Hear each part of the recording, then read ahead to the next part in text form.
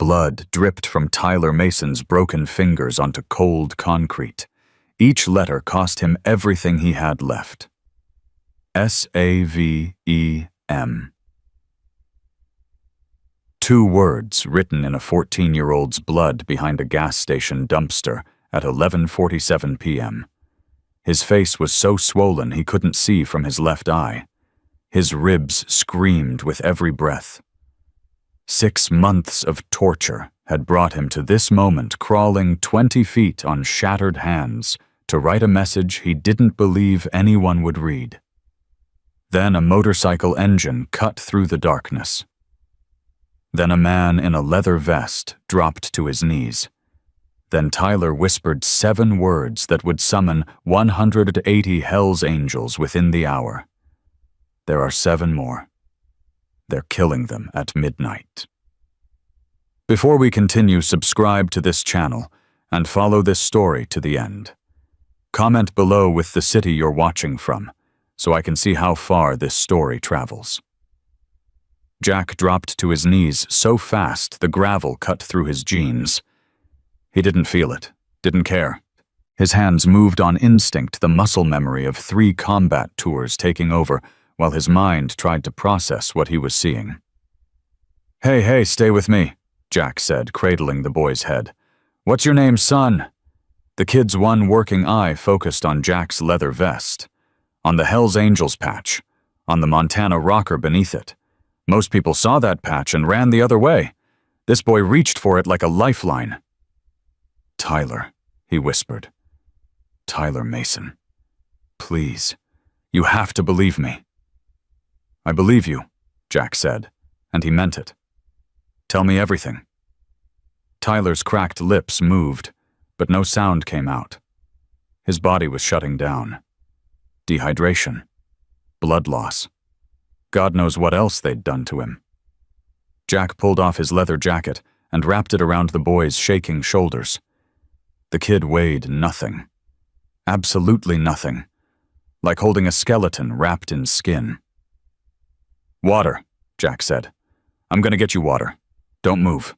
No. What Tyler grabbed Jack's arm with surprising strength. Don't leave me. They're still looking. They have trucks. They have guns. If they find me, who's looking for you? Tyler's eye darted toward the road, toward the darkness beyond the gas station lights, toward something Jack couldn't see, but this boy clearly could. The compound, Tyler said. Webb's compound. It's supposed to be a rehabilitation camp for troubled teens. That's what they told my mom. That's what they told all the parents. But it's not. It's not anything like that. Jack felt his blood turn cold. He'd heard rumors about places like that. Boot camps that promised to straighten out difficult kids. Parents paid thousands of dollars, signed over temporary custody, and trusted strangers to fix their children. How long were you there? 6 months, maybe longer. I lost track of days. 6 months. This child had been missing for 6 months and no one had found him. What do they do at the compound, Tyler? The boy started crying. Not the loud, dramatic crying of someone looking for attention. The silent, hopeless crying of someone who'd learned that making noise only brought pain. We work, Tyler said. Underground. In the tunnels. 12 hours a day, sometimes more. They barely feed us. If you slow down, they beat you. If you try to run, they graduate you. Graduate? Tyler's whole body shuddered. That's what they call it. When you're too weak to work anymore. When you're too sick or too broken. They take you to the graduation ceremony, and you don't come back. Jack's hands were shaking now. Not from fear, from rage. The kind of rage that had a heartbeat, that had teeth that wanted to tear something apart. But rage didn't save children. He'd learned that lesson 5 years ago, standing over his own son's grave. Strategy saved children. Evidence saved children. Keeping your head when everything in you wanted to burn the world down. How many? Jack asked quietly. How many kids are still there? 7.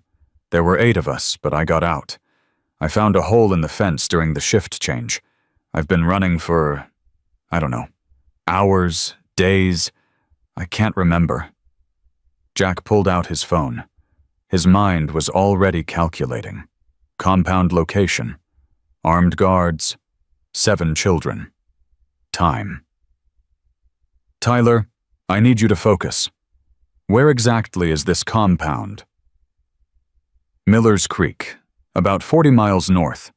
There's a sign that says Mountain Ridge Youth Academy, but everyone in town knows to stay away. The sheriff protects them. His brother runs the whole operation. The sheriff, of course. That's how something like this survived. That's how inspections got passed. That's how complaints disappeared. What's the sheriff's name? Webb. Wade Webb. His brother Marcus owns the compound. Jack's jaw tightened. He knew Wade Webb. Not personally, but by reputation. The man had been sheriff of Miller County for 15 years. Untouchable. Connected. The kind of lawman who made sure his friends never faced consequences. Tyler, is there anything else? Anything that could help us prove what's happening there? The boy reached into his pocket with trembling fingers. He pulled out a cracked smartphone held together with tape. I stole this, Tyler said. From Marcus's office, 3 weeks ago. I've been hiding it, waiting for a chance to get out. There's pictures on here, videos, everything. Jack took the phone like it was made of glass. He powered it on, waited for the screen to flicker to life, and felt his stomach drop. The photos showed teenage boys in chains, working in tunnels, covered in dirt and blood. Some of them couldn't have been older than 13. Dear God, Jack breathed. There's more, Tyler said. There's a video from last month, a graduation ceremony. Jack's finger hovered over the video file. He didn't want to see it. He knew what he would find, but he had to know exactly what they were dealing with. He pressed play. The video was dark, grainy shot from a hidden angle, but the audio was clear. A man's voice, cold and businesslike. This one's done. Can't lift the pick anymore. What do you want to do with him? Another voice. Same as always. Take him to the North Mine. Make it quick. A boy's voice, high and terrified. Please, please, I can still work. I'll work harder. Please don't. The video cut out. Jack stopped the recording. His hands were shaking so hard he almost dropped the phone. How many? Jack asked, his voice barely a whisper. How many graduations have there been? I don't know for sure. But there's a wall in the office, with names and dates. I counted 23. 23 children. 23 bodies, somewhere in those mountains. 23 families who never got answers. Jack looked at his watch. 11:52 p.m. Tyler, you said they're killing them at midnight. What did you mean? Tonight's a ceremony, Tyler said, his voice cracking. 3 boys. They've been picking the weakest ones all week, saying they're ready to graduate. I heard Marcus talking about it. Midnight. That's when it happens. 68 minutes. Jack had 68 minutes to do something. He couldn't call the local police. The sheriff was protecting them. State police would take too long to mobilize. FBI. By the time he convinced anyone to take him seriously, those 3 boys would be dead. But Jack Brennan wasn't just a man with a motorcycle and a leather vest. He was Sergeant at Arms of the Hells Angels Montana chapter. He had brothers in 4 states who would ride through hell if he asked them to. And right now he was asking. Jack hit speed dial on his phone. Victor Reyes picked up on the second ring. Brother, it's midnight. This better be... Ghost, I need everyone, Jack said, using Victor's road name. Right now. Miller's Creek compound. You know the place. A pause. Then Victor's voice went hard. The youth camp? The one everyone says is dirty, but no one can prove it. I've got proof, pictures, video, and I've got a kid sitting next to me who just escaped. There are 7 more inside. They're going to kill 3 of them in 65 minutes. How many guards? I don't know. Tyler? Jack turned to the boy. How many men does Marcus have? 12 guards during the day shift, maybe 8 at night.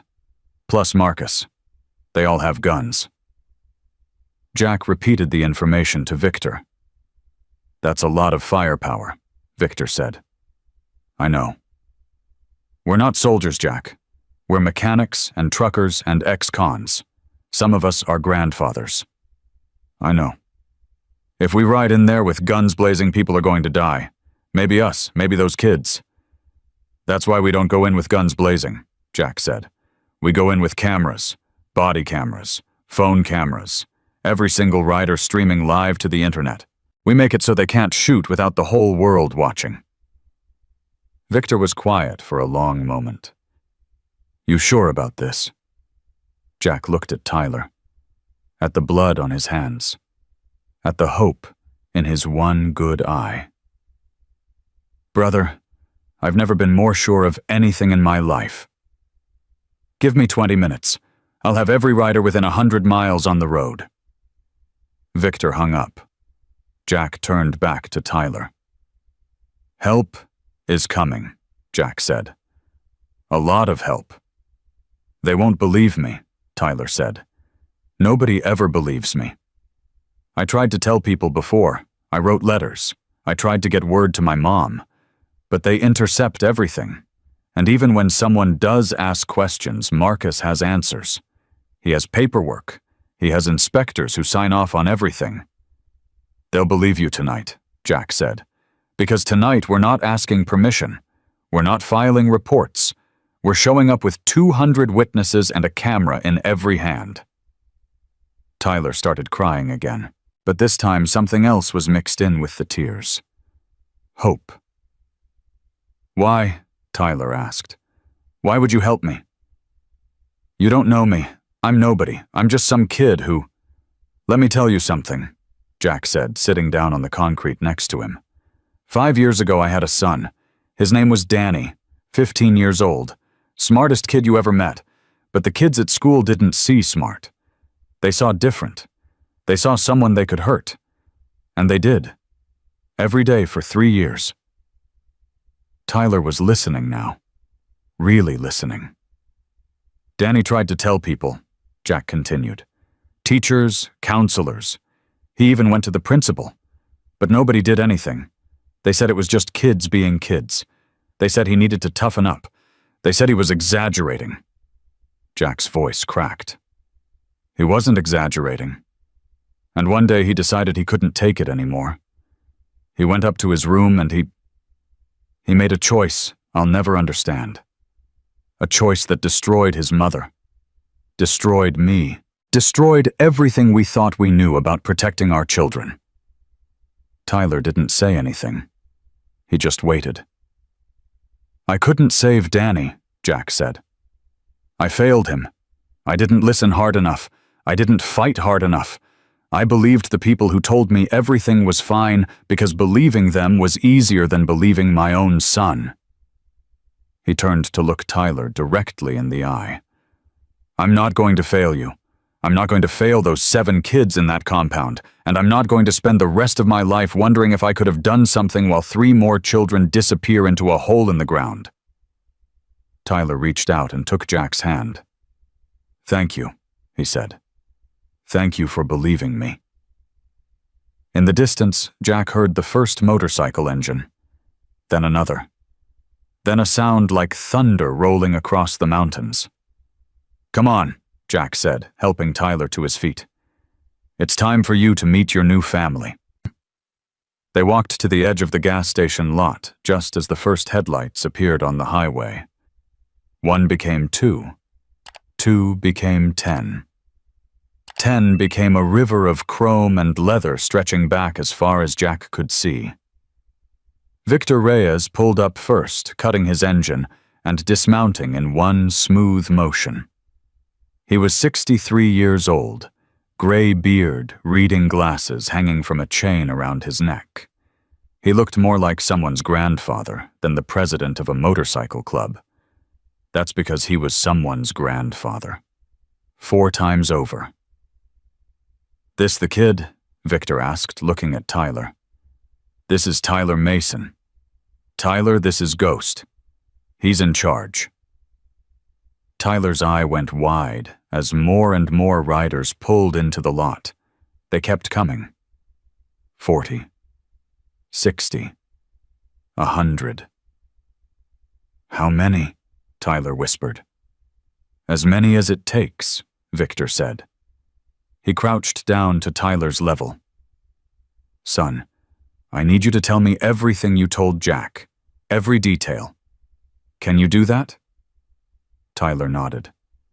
"Good. Because in about 40 minutes we're going to ride up to that compound and get your friends out. But I need to know what we're walking into. Numbers, layout, anything that can help us keep everyone safe." While Tyler talked, Jack watched the parking lot fill. He recognized faces, brothers he'd known for years, men he'd trust with his life. Doc Vasquez pulled up on a custom Softail. He was 61, retired Army medic, now ran a free clinic in Billings. He had medical bags strapped to his bike. "Heard we've got kids who need help," Doc said, dismounting. "Brought supplies, trauma kits, IV fluids, whatever they need." Bones Morrison rolled in next. 70 years old, still riding, still mean as a snake when he needed to be. But right now his eyes were soft as he looked at Tyler. "Jesus Christ," Bones muttered. "What did they do to this child?" More riders, more faces. Some of them Jack didn't recognize. Word had spread beyond the chapter. Hell's Angels from Wyoming, from Idaho, from North Dakota. They came anyway. Because that's what brotherhood meant. Not the stereotype. Not the image Hollywood sold to people who'd never met a real member. But this. Showing up at midnight because a child needed help. Riding through the dark to face armed men because staying home was unthinkable. Victor finished talking to Tyler and walked over to Jack. "It's bad," Victor said quietly. "Worse than I thought." "I know. The sheriff's involved. His brother runs the operation. They've got armed guards and a reputation for making problems disappear. If we go in there, we might not all come out." "I know." Victor studied Jack's face. "You're going anyway. Those are kids, Ghost. Kids who've been abandoned by everyone who was supposed to protect them. If we don't go, nobody goes. And 3 more of them die tonight." Victor nodded slowly. Then he turned to address the assembled riders. The lot was full now. 180 motorcycles. More brothers than Jack had ever seen assembled in one place. "Listen up," Victor shouted. The engines died. The conversation stopped. Every eye turned to their president. "Most of you know why you're here. For those who don't, I'll make it simple. There's a place 40 miles north of here where children are being worked to death and murdered when they can't work anymore. Tonight, 3 more kids are scheduled to die. We're going to stop that from happening." A murmur ran through the crowd. "Now, I'm not going to lie to you," Victor continued. "This is dangerous. The place is guarded by armed men. The local sheriff is protecting them. We ride in there and things could go very wrong very fast." He paused, letting that sink in. "But here's what I know. I know that every man here has worn this patch because he believes in something bigger than himself. I know that most of you have children. Grandchildren. I know that if it were your kid in that compound, you'd want someone to come for them." Victor pointed at Tyler, who was sitting on the tailgate of Jack's truck wrapped in a blanket drinking water, while Doc checked his injuries. "That boy escaped tonight. He crawled through the dark with 2 broken hands to find help. And he found Jack. He found us. Now he's asking us to save his friends. 7 kids who don't have anyone else coming for them." Victor's voice dropped.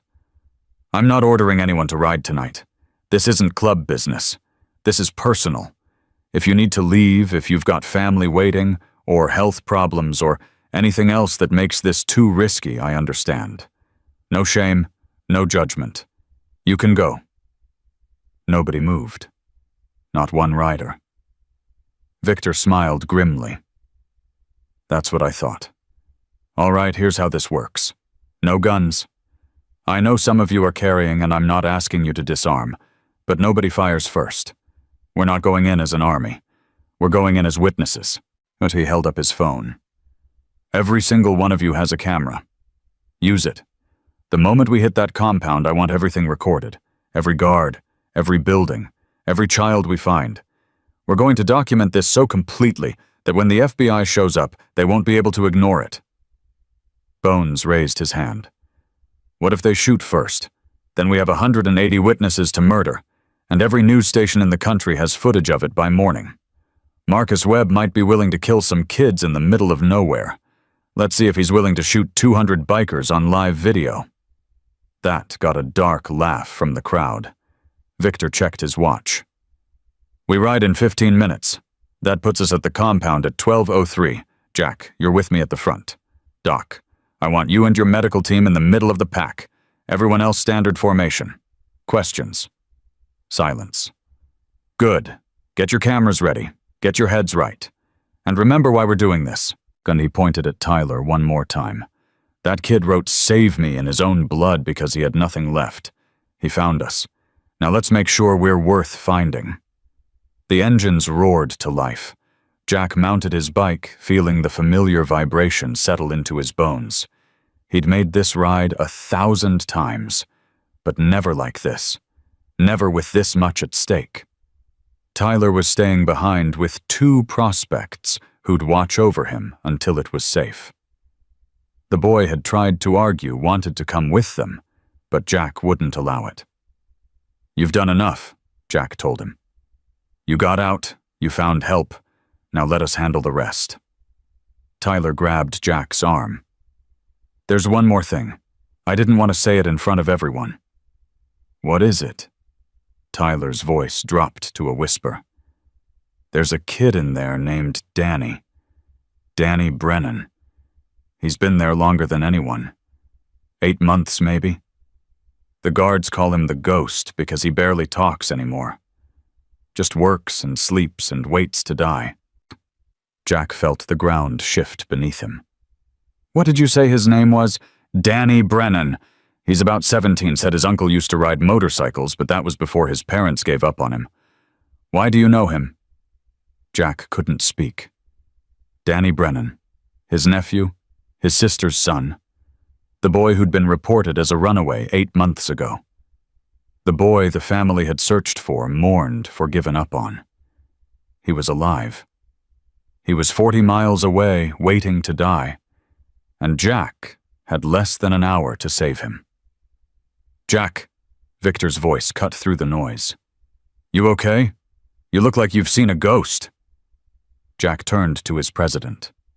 His brother. His friend. "My nephew is in that compound," Jack said, his voice barely audible over the engines. "My sister's kid. The one we thought ran away." Victor's face went hard. "Then what are we waiting for?" The engine screamed. 180 motorcycles pulled onto the highway heading north, heading toward Miller's Creek, heading toward the compound where 7 children waited for salvation or death.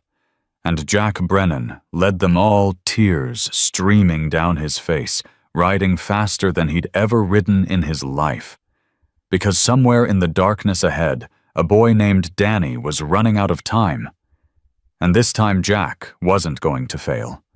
The highway stretched 40 miles through darkness, but Jack covered it in 23 minutes. His speedometer touched 90, then 100. Behind him, 180 engines screamed through the Montana night like a war cry from hell itself. Victor pulled alongside him, shouting over the wind. "Jack, slow down. We need to arrive together." Jack didn't answer. He couldn't. Every second that passed was a second closer to midnight. Every mile was a mile closer to Danny, his nephew, his blood. The boy he'd taught to ride a bicycle. The boy who used to sit on his lap at family barbecues and beg for stories about the open road. That boy was in a compound full of killers and the clock was ticking. Victor grabbed Jack's handlebar, a dangerous move at this speed. "Brother, listen to me. If you ride in there alone, you're dead. Danny's dead. Everyone's dead. We do this together or we don't do it at all." Jack's hands were shaking on the grips. He forced himself to ease off the throttle. Victor was right. He knew Victor was right. But knowing and feeling were two different things. "How could I not know?" Jack shouted. 8 months, Ghost. 8 months he's been in there. My own nephew. I should have known something was wrong. You thought he ran away. Everyone did. Because his parents told us that. Because my sister said he was troubled out of control, that he needed discipline. She never said she was sending him to a goddamn death camp. Did she know? Jack's stomach turned. That was the question, wasn't it?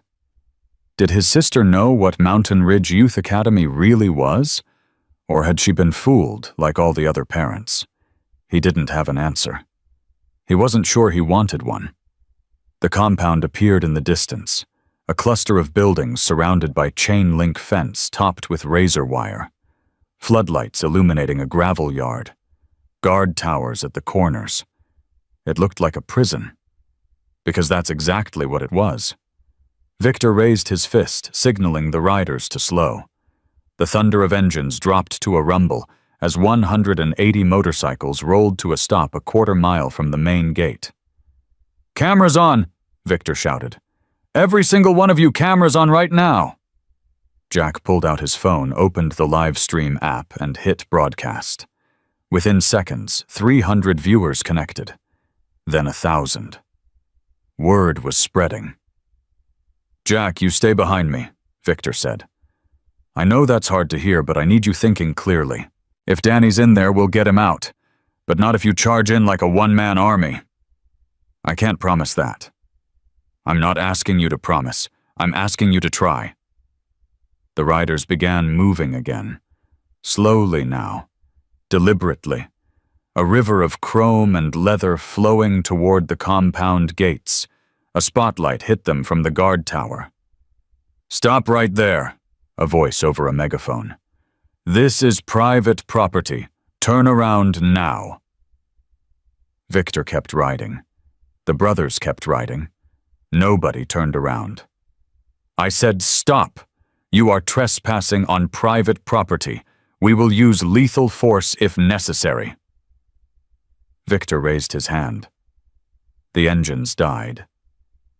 Silence fell over the Montana mountains like a shroud. In that silence, Victor's voice carried clear and strong. "My name is Victor Reyes. I'm here with 180 witnesses, and every single one of us is streaming live to the internet. Right now, 47,000 people are watching this feed. That number is climbing every second," when he paused to let that sink in. "We're not here to fight. We're not here to cause trouble. We're here because a 14-year-old boy crawled out of your facility tonight with 2 broken hands and blood on his face. He told us there are 7 more children inside who are about to be murdered. We're here to stop that from happening." The megaphone crackled. Then a different voice, calmer, more controlled. "This is Marcus Webb. I own this facility. I don't know what that boy told you, but Mountain Ridge Youth Academy is a state-licensed rehabilitation center. We have passed 11 inspections. We operate in full compliance with Montana law." "Then you won't mind if we come in and verify that," Victor said. "I absolutely do mind. This is private property. You have no legal authority here." "You're right. We don't. But we have cameras. And right now the whole world is watching you decide whether to let us verify that those children are safe or whether to shoot 200 unarmed veterans on live video." Silence. Jack counted the seconds. 1, 2, 3. His hand drifted toward the gun tucked in his waistband. He'd promised not to fire first. He hadn't promised not to fire at all. The gate opened. Marcus Webb walked out. He was younger than Jack expected. Mid-40s, clean-shaven. He wore a pressed button-down shirt and khaki pants like he was heading to a business meeting instead of a confrontation with a motorcycle club. Behind him, 8 guards with rifles. Their faces were hard. Professional. These weren't amateurs. "Let me be very clear," Marcus said, his voice smooth as oil. "You can come in. You can look around. But if you touch anything, if you threaten anyone, if you interfere with our operation in any way, I will have every one of you arrested for trespassing and assault. Sheriff Webb is already on his way." "Your brother," Victor said. "How convenient." "The law is the law, Mr. Reyes. It protects everyone, even people like you." Victor dismounted. Jack followed. One by one, the brothers left their bikes and walked toward the gate. Marcus watched them come. His face betrayed nothing. But Jack saw his eyes. Those eyes were calculating, measuring, looking for angles. This man wasn't afraid. He should have been. "I want to see the children," Victor said. "All of them, right now." "Of course. Follow me." Marcus turned and walked into the compound. The guards fell in around the bikers' rifles at the ready. Jack felt the weight of their stares.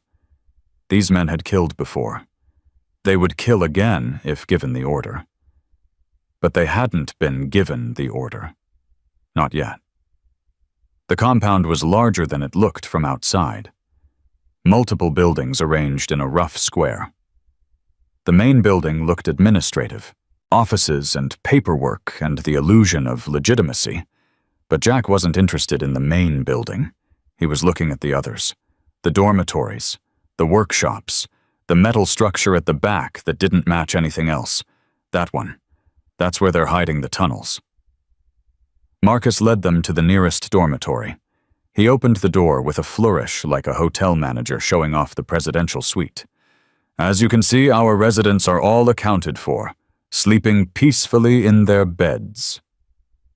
Jack pushed past him. The room was clean. 8 beds neatly made. 8 boys sitting up, looking confused and frightened by the sudden intrusion. But something was wrong.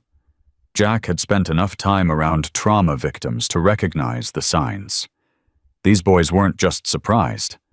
They were terrified. And their terror wasn't directed at the bikers. It was directed at Marcus. "It's okay," Jack said, crouching next to the nearest bed. "We're not going to hurt you. We're here to help. Is anyone injured? Is anyone sick?" The boy looked at Marcus, then back at Jack. His mouth opened. "Don't," Marcus said quietly. "Remember what happens to boys who tell lies." The boy's mouth closed. Jack stood slowly. His hands were fists at his sides. "Let me explain something to you," Jack said, his voice dangerously calm. "There are 47,000 people watching this right now. Whatever you do in the next few minutes, the whole world is going to see it. So choose very carefully what you say and do."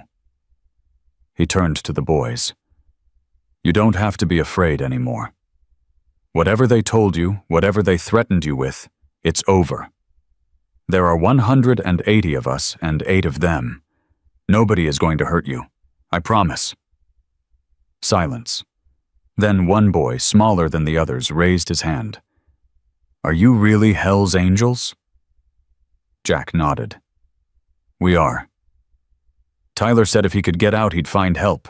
He said he'd find someone who wasn't afraid of them. He said angels would come. The boy started crying. "He was right. You came. You actually came." That broke the dam. The boys started talking all at once. Stories poured out. Beatings, starvation, forced labor in the tunnels. The graduation ceremonies that nobody came back from. Marcus's face went pale. "These children are troubled," he said quickly. "They have histories of lying. It's part of their pathology. That's why they were sent here in the first place." "Really?" Victor pulled out Tyler's phone. "Then, explain this."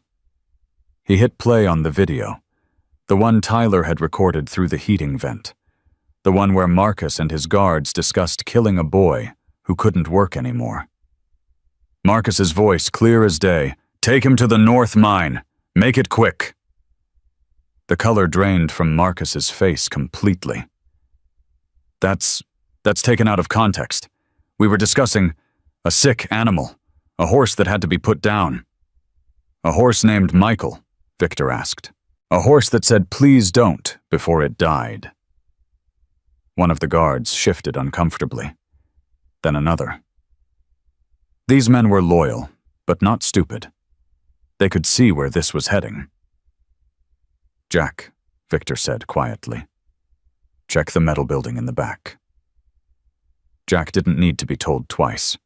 He moved toward the door, but Marcus stepped into his path. "That building is off limits. It contains expensive equipment, industrial machinery. It's dangerous for untrained." Jack walked through him. Not around. Through. His shoulder hit Marcus's chest and sent the man stumbling backward. Two guards raised their rifles, but Victor was already between them. 53,000 viewers now," Victor said conversationally. "You want to shoot a grandfather on camera, go ahead. Make us all famous." The guards lowered their weapons. Jack crossed the compound to the metal building. The door was padlocked. He didn't bother looking for a key. He kicked it once, twice, and on the third kick the frame splintered, inside a staircase leading down. "Bones Dock with me." The three men descended into darkness. Jack pulled out his phone, using the flashlight to illuminate the path. The smell hit him first. Sweat and fear and something worse. Something that reminded him of the mass graves he'd helped excavate in Iraq. The stairs ended in a tunnel, low ceiling, dirt walls, barely enough room to stand upright. And there in the dim glow of work lights, 7 boys with pickaxes in their hands. They wore rags. Their faces were hollow. Some of them could barely stand. "Oh my God," Doc breathed behind him. "Everyone stop working," Jack shouted. "Drop your tools, we're here to get you out." The boys didn't move. They stared at Jack with expressions he recognized all too well. The blank look of people who'd stopped believing rescue was possible. "It's okay," Jack said softer now. "It's over. Nobody's going to hurt you anymore." One boy stepped forward. Tall, thin, dark hair matted with dirt. "You're lying," he said. "You're with them. This is a test. They want to see if we'll try to escape so they can punish us." "I'm not with them. That's what they always say. They send people down here pretending to be friendly. Then when we talk, when we tell the truth, they beat us." Jack's heart was breaking. "Son, what's your name? Why do you care?" "Because I'm looking for someone. Someone I should have been looking for a long time ago." The boy's eyes narrowed. "Who?" "My nephew. Danny Brennan." The tunnel went silent. The tall boy took a step back. His face changed. Fear. Then confusion. Then something that might have been hope fighting its way through layers of trauma. "Uncle Jack." Jack felt his knees buckle. "Danny. Oh God, Danny." He moved forward, arms open, but Danny flinched away. "Don't touch me." Jack stopped. His arms fell to his sides. Okay, Danny. I won't touch you. I'm sorry. I should have asked." Danny was shaking now, his whole body vibrating like a plucked string. "You're not real," Danny said. "I've dreamed this before, hundreds of times. Someone comes to rescue me, and then I wake up and I'm still here, still digging, still waiting to die." "This isn't a dream, son." "That's what you always say. In the dream you always say that." Jack turned to Bones and Doc. "Get these kids out of here, all of them, right now." "What about you? I need a minute." The other men began shepherding the boys toward the stairs. Some walked, some had to be carried. Doc was already on his phone calling for ambulances. When they were alone, Jack knelt on the tunnel floor. He kept his distance from Danny. Didn't try to touch him. Just talked. "Your mom sent you here," Jack said. "She thought she was helping you. She thought this place would straighten you out. She didn't know, Danny. She had no idea." Danny laughed. It was an ugly sound. "She signed the papers. She paid the money. She let them take me. I know. And I know that's hard to forgive. Maybe you never will.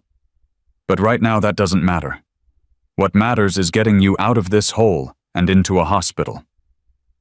Why should I trust you? Because I'm your family. Family is who sent me here." Jack closed his eyes. He deserved that. His sister deserved that. The whole family deserved it. "You're right. You're absolutely right. But Danny, I spent 5 years living with regret because I didn't listen to my own son when he needed me. I lost him. I buried him. And I swore I would never let another kid suffer because I was too blind or too busy to pay attention." He opened his eyes. "I'm paying attention now. Whatever you need, whatever it takes, I'm here. Even if you hate me. Even if you never forgive any of us. I'm still here." Danny stared at him for a long time. Then his face crumbled. The armor cracked. The walls fell.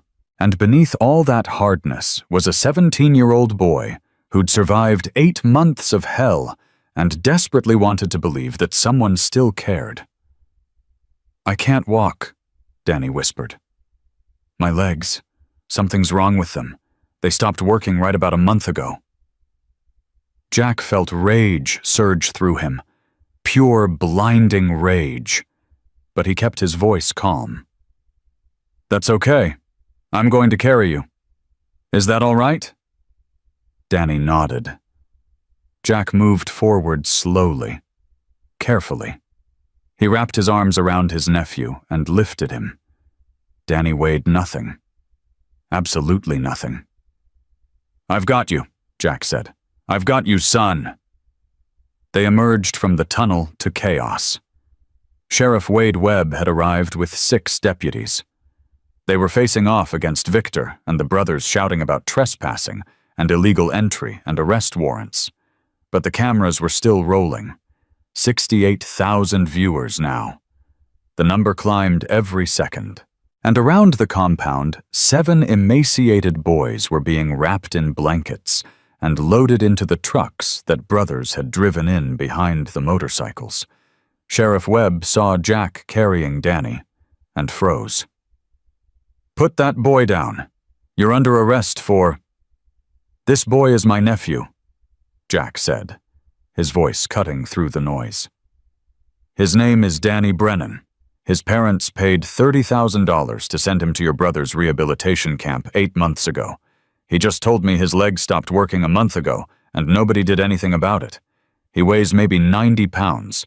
He's been working in an underground mine 12 hours a day for the better part of a year." Jack kept walking. "So if you want to arrest me, Sheriff, you go right ahead. But you better do it on camera. Because right now, 68,000 people are watching you decide whether to protect these children or protect your brother." Wade Webb looked at the cameras, at the witnesses, at the video evidence still playing on phones around the compound. His face went through a remarkable transformation. Arrogance to uncertainty to fear. He knew. He knew it was over. "I had no knowledge of any of this," Wade said quickly. If my brother was engaged in illegal activities, I was completely unaware. Save it for the FBI, Victor said. They're already on their way. Marcus Webb made a break for it.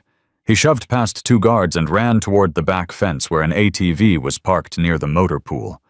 He made it 30 feet.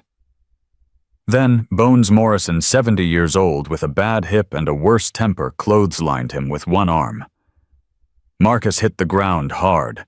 Before he could move, 6 brothers were on him. "Don't kill him," Victor shouted. "We need him alive for testimony."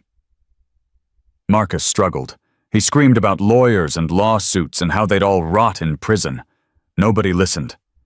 Jack kept walking toward the trucks, Danny in his arms. Behind him, the compound descended into chaos. Guards surrendering, deputies arguing, the sheriff frantically making phone calls that nobody was answering. "Is it really over?" Danny asked, his voice barely a whisper. "It's really over. What happens now?" "Hospital, doctors, recovery, whatever you need for as long as you need it. Will you stay?" Jack looked down at his nephew, at the boy he'd failed, the boy he'd found. The boy who was still asking, even after everything, if someone would stay. "I'm not going anywhere," Jack said. "Not ever again." In the distance, sirens. Real ones this time, FBI, state police. The cavalry that arrived too late to matter but right on time for cleanup. And somewhere in the mountains above the compound, Tyler Mason was watching on his phone, watching the brothers keep their promise, watching angels descend on a place where hope had gone to die. He was still watching when the last child was loaded into a truck. He was still watching when Marcus and Wade Webb were placed in handcuffs. And he was still watching when Jack Brennan carried his nephew past the broken gates and into the first sunrise Danny had seen in 8 months. The sun rose over Montana like a promise, like a prayer answered, like proof that sometimes when you write, "Save me" in your own blood, and throw yourself on the mercy of strangers, those strangers turn out to be exactly who you needed. 180 angels, riding through the dark, coming to save children nobody else would save. The hospital waiting room filled with leather vests and exhaustion. 43 brothers refused to leave until they knew every child was stable. They sprawled across plastic chairs, leaned against walls, spoke in low voices, while nurses pretended not to stare. Jack hadn't moved from his seat outside Danny's room in 4 hours. Victor brought him coffee. Black. Bitter. Jack didn't drink it. "Doc says Danny's legs might recover," Victor said, sitting down beside him. "Nerve damage from malnutrition. With proper treatment, physical therapy, there's a good chance he'll walk again." "A good chance. Better than no chance, brother." Jack stared at the closed door. Behind it, his nephew was undergoing tests, scans, blood work. The doctors needed to assess 8 months of damage to a body that had been systematically broken. "I need to call my sister," Jack said. "You sure you want to do that right now?" "No, but she needs to know her son is alive." Victor handed him his phone. Jack's had died hours ago. He dialed Sarah's number from memory. She answered on the 3rd ring. "Hello?" Her voice was thick with sleep. It was 6 in the morning. "Sarah, it's Jack." "Jack, why are you calling at this hour? Did something happen?" Jack closed his eyes. How do you tell someone that the decision they made to help their child almost killed him? How do you deliver news that's both miraculous and damning at the same time? "I found Danny." Silence. "Sarah, did you hear me?" "That's not funny, Jack. Danny ran away. He's been gone for 8 months. The police couldn't find him. Private investigators couldn't find him. You making jokes about he didn't run away." Danny didn't run away, Sarah. He was at the compound, the rehabilitation camp you sent him to, Mountain Ridge Youth Academy. He's been there the whole time." More silence. Then a sound Jack recognized, the sound of a mother's heart breaking. "That's impossible. We sent him there for 3 months. The program ended in June. They told us he ran away during a hiking exercise. They said they lied. No, they had police reports, search teams. They said they spent weeks looking for him. Sarah, I'm sitting in a hospital in Billings right now. Danny is in a room 20 feet away from me. He can barely walk. He weighs 90 pounds. He's been working in an underground mine for 8 months, while the people you paid told you he was missing." Sarah started crying. Hard, ugly sobs that came through the phone like physical blows. "I didn't know," she said between gasps. "Jack, I swear to God I didn't know. I thought I was helping him. He was so angry all the time, getting into fights at school, smoking, staying out all night. I didn't know what else to do." "I know. Tom said it would be good for him.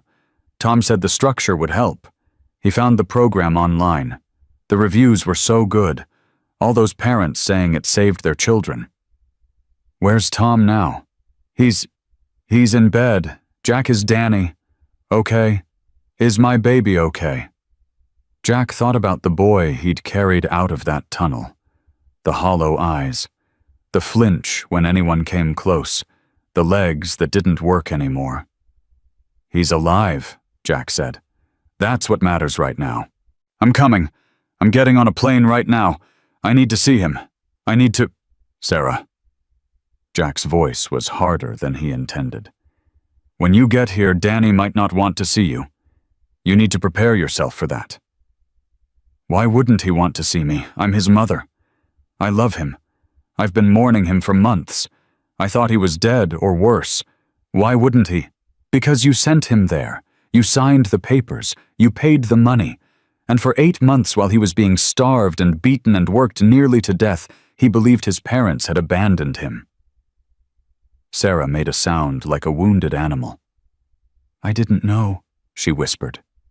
"Jack, I didn't know." "I believe you. But Danny might need time to believe it too. So when you come ready to hear things you don't want to hear. You come ready to apologize without defending yourself. You come ready to let your son be angry because he has every right to be." Okay, I understand. I'll get the first flight out, Jack." "Yeah. Thank you. For finding him. For saving him. Thank you." Jack hung up without answering. He didn't feel like a hero. He felt like a man who'd stumbled into something terrible and done the bare minimum any decent person would do. The door to Danny's room opened. A doctor stepped out. Young, tired. His scrubs were wrinkled, and his eyes had that glazed look of someone who'd seen too much in the past few hours. "Mr. Brennan," Jack stood. "How is he?" "Stable. The malnutrition is severe but reversible with proper care. His legs show signs of peripheral neuropathy likely caused by vitamin deficiencies. We'll need to start him on supplements and physical therapy, but I'm optimistic about his recovery." "Can I see him?" "He's asking for you. But Mr. Brennan, I need to warn you. Danny's physical injuries will heal. The psychological damage is going to take much longer. He's been through something no child should ever experience. He's going to need extensive trauma therapy, and he's going to need people around him who are patient, consistent, and prepared for setbacks." "I'm not going anywhere." The doctor nodded. "He said you'd say that. Go on in. Just be gentle. And be ready. Sometimes survivors need to tell their stories before they can start healing." Jack pushed open the door. Danny was propped up in bed, an IV in his arm monitors, tracking his vitals. He looked small against the white sheets. Fragile. Nothing like the confident teenager Jack remembered from family gatherings. "Hey," Jack said softly. "Hey." Jack pulled a chair close to the bed and sat down. He didn't reach for Danny's hand, didn't try to hug him, just sat there present, waiting. "I called your mom," Jack said. Danny's face flickered. Pain. Anger. Something deeper. "What did she say?" "She's coming. First flight she can get." "I don't want to see her." "I told her you might feel that way." "She sent me there, Uncle Jack. Her and Tom. They signed me over like I was a package they wanted returned to sender." "I know. They believed those people over me. When I called home the first week and said something was wrong, Mom told me I was being dramatic. She said I needed to trust the process. She said—" Danny's voice cracked. "She said maybe this would finally teach me some respect." Jack felt his jaw tighten. He hadn't known about the phone call. Sarah hadn't mentioned that part. "What happened after that call? Marcus took my phone. Said I'd lost privileges. Said contact with family was a reward for good behavior and I hadn't earned it yet." Danny laughed bitterly. "That was the last time I talked to anyone outside the compound until tonight. Danny, I need to ask you something. It's important." "What? The other boys? The ones who were there before you? The ones who graduated? Do you know where they are?" Danny went pale. His hands started shaking. "You found out about that? Tyler told us. The graduation ceremonies, the boys who disappeared. We need to find them, Danny. Their families need to know what happened." Danny closed his eyes. When he opened them again, tears were streaming down his face. "The North Mine. That's where they took them. I heard the guards talking about it. They said there were tunnels up there that hadn't been used in 50 years. Nobody would ever look there." "How many?" "I don't know, a lot. More than 20. They had a board in Marcus's office with names crossed off, like a scorecard, like they were proud of it." Jack felt sick. 20+ children, buried in abandoned mine shafts, families who never got answers, parents who spent years hoping their troubled kids would come home, never knowing they were already dead. "I'm going to tell the FBI," Jack said. "They need to start searching." "There's something else." Danny grabbed Jack's arm. "Something I didn't tell anyone. Something I was too scared to say." "What is it?" Marcus wasn't alone. He had partners, people who bought boys from him, people who paid money to— Danny couldn't finish. His whole body was shaking now. Jack felt the rage building again. That cold, murderous rage that had nearly consumed him in the compound. Paid money to what, Danny? To use us. Some of the boys who graduated didn't die in the mines. They got sold. To men who wanted things I can't talk about. I saw it happen. I saw them take boys away in vans, and those boys never came back either." Jack couldn't breathe. Trafficking. Not just forced labor. Human trafficking. "Do you know who these people were, the buyers?" "I know one of them." Danny's voice dropped to a whisper. "I saw him at the compound 3 weeks ago. He was with Marcus looking at the new boys, deciding who he wanted." "Who was it?" "I recognized him from TV, from the news. He's a judge, Judge something. I can't remember his first name. But Marcus called him Judge Harrison." The room went cold. Judge Robert Harrison. Chief Judge of the Montana Supreme Court, the man who'd been on the news last month talking about judicial reform and protecting families. That man was buying children from a death camp. "Danny, are you absolutely sure?" "I'm sure. He looked right at me. He asked Marcus how much for the tall one with dark hair. Marcus said I wasn't for sale. Said I was a good worker and he needed me in the tunnels. The judge laughed and said, 'Maybe next time.'" Danny's voice broke completely. "He laughed, Uncle Jack, like I was a car he wanted to test drive." Jack stood up slowly. "I need to make some calls." "Don't leave me alone." "I won't." Jack walked to the door and signaled to Victor. "Ghost, get in here. Now!" Victor entered the room, took one look at Jack's face, and closed the door behind him. "What happened?" "Danny just told me something that changes everything. Marcus wasn't just running a labor camp, he was selling children to buyers, rich, powerful buyers who wanted boys for other purposes." Victor's expression went stone cold. Names. One name. Judge Robert Harrison, Chief Judge of the Montana Supreme Court. Victor was silent for 5 full seconds. "Are you sure?" "Danny saw him at the compound 3 weeks ago. Harrison was shopping." Jesus Christ. It gets worse. The boys who got sold never came back. They're not in the North Mine with the others. They're just gone. Disappeared into a system we didn't even know existed. Victor ran his hand through his hair. If Harrison is involved, then who else judges don't operate alone? They have friends, colleagues, people who protect each other. Exactly. Jack, this goes way beyond what we came here to do. We saved 7 boys and exposed a death camp. That's incredible. But if we start digging into trafficking networks that reach into the judiciary, we're playing a different game entirely. A dangerous game. You suggesting we walk away? I'm suggesting we be careful. Harrison has power, resources. If he gets wind that we know about him, he'll use everything he has to shut us down, discredit us, maybe worse. Danny saw what he saw. Other boys saw it too.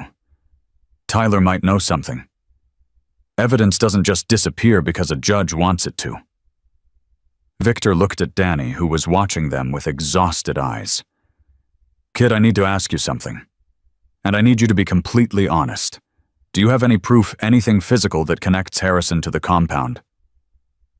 Danny thought for a moment. "The phone, Tyler's phone. He recorded a lot of stuff, audio mostly, and I know Marcus kept records. Real records, not the fake ones he showed inspectors. He kept them in a safe in his office. He bragged about it once, said if anyone ever tried to take him down, he'd take them with him. Did the FBI get the safe?" "I don't know. It was hidden, behind a panel in the wall. You had to know where to look." Victor pulled out his phone.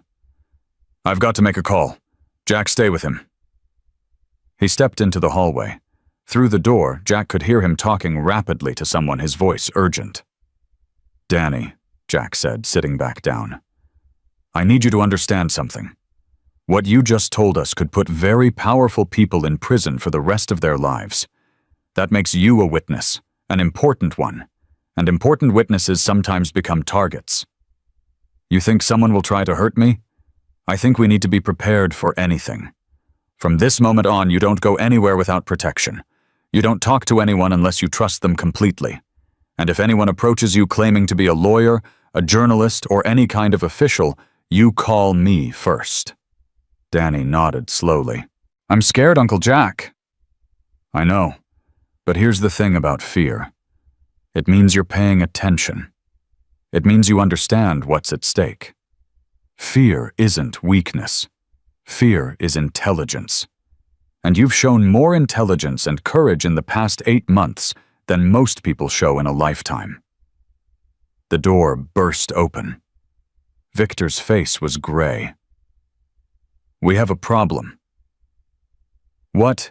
"The FBI team that secured the compound, their lead agent just got a call from Washington. They're being pulled off the case." "What do you mean, pulled off?"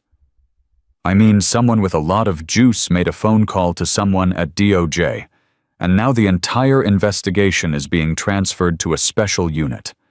A unit that doesn't exist in any public database." Jack felt his stomach drop. "They're burying it." "They're trying to. But here's the thing. Before the call came in, 2 of our brothers managed to get into Marcus's office. They found the panel. They found the safe. And they couldn't open it. But they photographed it. They documented its location. and they made sure the local cops knew about it before the FBI could make it disappear. Will that be enough? It might be. If the local DA has any spine at all, he can demand access to that safe as evidence in the state charges. The feds can't override state jurisdiction on kidnapping and murder. But Harrison is chief judge of the state Supreme Court. He controls every judge beneath him. Victor smiled grimly. Not every judge. The local DA in Miller County is a woman named Patricia Chen. She's been fighting corruption in this state for 15 years. Harrison tried to get her removed 3 times. She's still here. And she's already on her way to the compound. A knock on the door. One of the prospects poked his head in. Ghost. There's some FBI agents in the lobby asking questions. They want to know who authorized the raid. Tell them to pound sand. They're being pretty aggressive.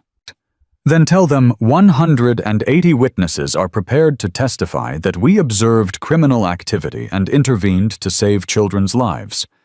Everything we did was legal. Everything was documented. If they want to charge someone, they can start with Marcus Webb and work their way up. The prospect nodded and disappeared. Jack looked at Victor. They're going to try to make us the story. Biker gang raids rehabilitation facility. That's the headline they'll push. Let them try. We have the videos. We have the photos. We have 7 traumatized children and the testimony of everyone who worked in that compound. They can spin all they want. Truth has a way of coming out. Danny spoke up from the bed. Tyler kept a journal. I just remembered. He wrote down everything that happened to him. Every day. In code so the guards wouldn't understand if they found it. He showed me once. It's hidden in the basement of his house, under a loose floorboard in his room. When Jack and Victor exchanged looks. We need to get that journal before anyone else does. I'll send Bones and 2 others. Tyler's mother is still at the hotel with him. We'll explain the situation. If she agrees, we retrieve the journal and put it somewhere safe. Somewhere no FBI agent can accidentally lose it. Exactly. Victor's phone rang. He looked at the screen and his expression changed. It's Patricia Chen, the DA. He answered. Jack watched his face as he listened, saw hope and anger war for dominance. Understood. We'll be there. He hung up. She's at the compound. She's seen the tunnels, and she just called a press conference for 8 o'clock this morning. What's she going to say? She's going to announce that the state of Montana is opening a criminal investigation into Mountain Ridge Youth Academy, murder, kidnapping, child trafficking, and she's naming names. Harrison, not yet. She's smart. She's building her case piece by piece. But she told me something off the record. The safe in Marcus's office. The local sheriff opened it before the FBI could stop him. One of our brothers convinced him it was the right thing to do. What was inside? Victor's voice dropped. Ledgers, financial records going back 7 years. Names, dates, amounts, every transaction, every buyer, every victim. Jack closed his eyes. How many? 47 boys, sold over 7 years, 23 killed in the mines, 47 sold to buyers across 6 states, 70 victims total, and Jack Harrison's name appears in those ledgers 14 times. Danny made a sound, small, broken. 14 boys, Danny whispered. He bought 14 boys. He's never going to hurt anyone again, Jack said. None of them are. This ends now. How can you be sure he's a judge? He has power. He has friends. Jack knelt beside the bed and looked his nephew in the eye. Because the whole world is watching now. Because those videos have been seen by 2 million people and counting. Because every news station in the country is sending reporters to Montana. And because 70 families are about to find out what happened to their children. That's an army, Danny. An army of grief and rage and demand for justice. No judge, no matter how powerful, can stand against that. Danny searched his uncle's face. Do you really believe that I have to? Because the alternative is believing that monsters like Harrison and Marcus can do whatever they want and never face consequences. And I've seen too much of this world to believe that's how the story ends. Victor's phone buzzed again. He checked the message, and his face went tight. Jack, we need to go. Now. What happened? Pete Holloway, the guard who opened the gate for us. He's asking to talk. He says he has information about Harrison. Information that wasn't in the ledgers. Well, what kind of information? He says he knows where the sold boys were taken. He knows the locations, the houses. He's been keeping track for 2 years because he was planning to blow the whistle. But he was too scared. He says he'll only talk to you. Jack looked at Danny. I'll stay with him, Victor said. Bones is on his way back. We'll have 6 brothers here within the hour. I don't want you to go, Danny said. I know. But Danny, there are 47 boys out there. Boys who were sold like you almost were. If Pete knows where they are, I have to find out. I have to try to save them, too. Danny was quiet for a long moment. That's what you do, isn't it? Save kids. I try. Because you couldn't save your son. The words hit Jack like a physical blow. Yeah, he said quietly. Because I couldn't save my son. Danny reached out and took Jack's hand. It was the first time he'd initiated contact since the tunnel. Then go. Save them. Come back when you're done. When Jack squeezed his nephew's hand. I'll be back before dinner. I promise. He walked out of the room, through the waiting area filled with brothers, past the FBI agents who watched him with barely concealed hostility, and out into the Montana morning. Pete Holloway was waiting in the parking lot, handcuffed in the back of a police car. He was young, 23. He looked like he hadn't slept in days. The deputy guarding him nodded at Jack. DHN said to give you 5 minutes. Make them count. Jack climbed into the back seat. Talk. Pete's eyes were red. Tears had carved tracks through the dirt on his face. I never heard any of them. I swear to God. I was just a guard. I watched the perimeter. I never touched a single kid. But you knew what was happening. I knew. And I was a coward. I told myself I was gathering evidence. I told myself I'd turn them in when I had enough proof. But really, I was just scared. Scared of Marcus. Scared of the sheriff. Scared of what would happen to me if I talked. So why are you talking now? Because of what happened tonight. Because you came. You actually came. All those people watching online, all those brothers who showed up without even knowing those kids. I spent 2 years convincing myself that nobody cared, that the system was too broken, that speaking up wouldn't matter. And then you proved me wrong. Jack studied the young man's face, saw the guilt, the shame, the desperate need for redemption. The boys who were sold. Do you know where they are? Pete nodded. Some of them. Not all. Harrison kept most of his at a ranch property about 40 miles east of here. Called it his hunting lodge. But he didn't use it for hunting. At least not for animals. Jack felt the rage surge again. How many boys are at this ranch right now? I don't know for sure, but when I left the compound last week, Harrison had just placed an order for 2 more. He was supposed to pick them up tomorrow. Those boys are in the hospital now. Then he's going to be angry, really angry. And when Harrison gets angry, people disappear. We need to get to that ranch before he does, before he has a chance to clean up his mess. Jack pulled out his phone. Give me the address. Pete gave it. Jack sent it to Victor, to Patricia Chen, to every brother who was still mobile. One more thing, Pete said. Harrison isn't going to go down without a fight. He has connections everywhere, federal judges, senators, people who've been to his parties who know what he does, who look the other way because he has dirt on them too. What kind of dirt? Photos, videos. Everyone who attended his events, everyone who participated, he documented it. Insurance, he called it.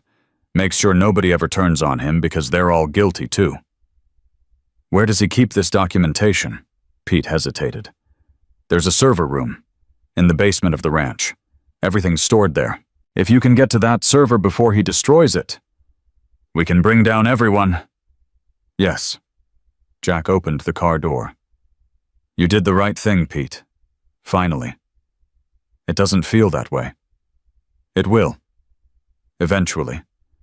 When those boys are safe and the men who hurt them are in prison, it'll feel different. He stepped out of the car and walked toward his motorcycle.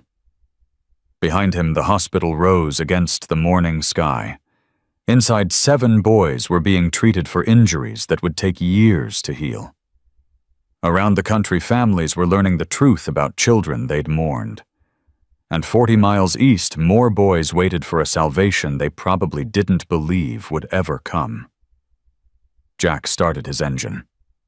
He'd made a promise to Danny. Back before dinner. He intended to keep it. 40 miles turned into 35 minutes of hard riding.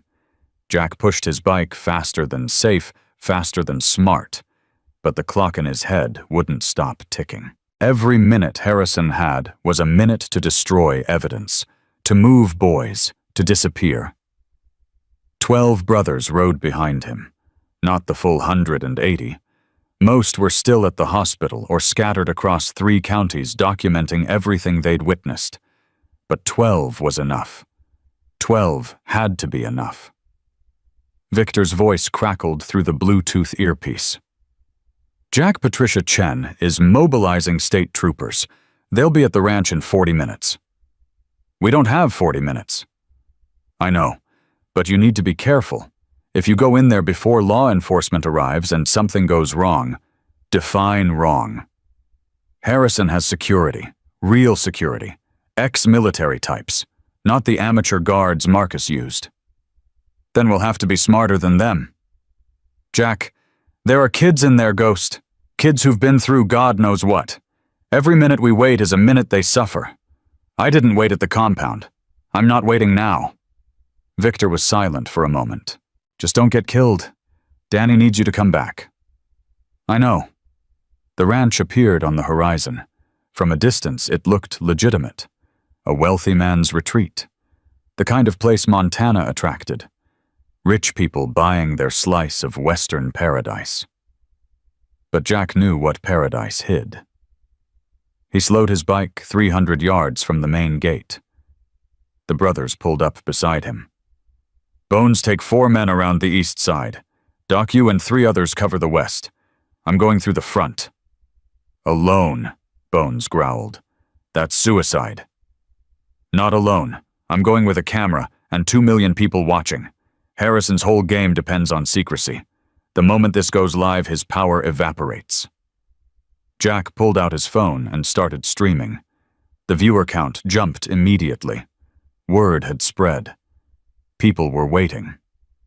My name is Jack Brennan, he said into the camera. 6 hours ago, we rescued 7 boys from a forced labor camp run by Marcus Webb.